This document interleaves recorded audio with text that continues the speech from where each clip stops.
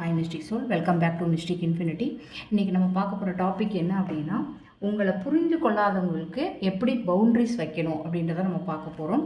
So இது ஒரு short reading தான், கண்டிப்பாக உங்களுக்கு கிளாரிட்டி கொடுக்கும். ஸோ இது ஜென்ரல் கைடன்ஸ். ஸோ எப்போ பார்த்தாலும் உங்களுக்கு ரெசனேட் ஆகும். இன்டெப்த்தாக ரிலேஷன்ஷிப் பற்றி தெரிஞ்சுக்கணும் அப்படின்னா, கெரியர் பற்றி தெரிஞ்சுக்கணும், நீங்கள் தாராளமாக இன்ஸ்டால் டிஎம் பண்ணுங்கள்.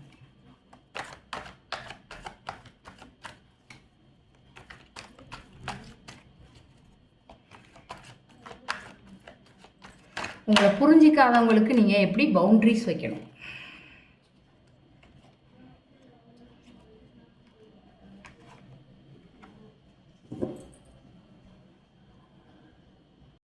உங்களை புரிஞ்சிக்காதவங்ககிட்ட நீங்கள் எப்படி பவுண்ட்ரிஸ் வைக்கணும்.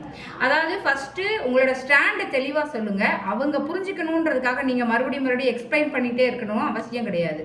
உங்களோட டிசிஷனில் கன்சிஸ்டன்ஸாக இருங்க. அவங்களோட ரியாக்ஷனை நினச்சி கில்ட்டோ இல்லை ஓவர் திங்கிங்கோ பண்ணாதீங்க.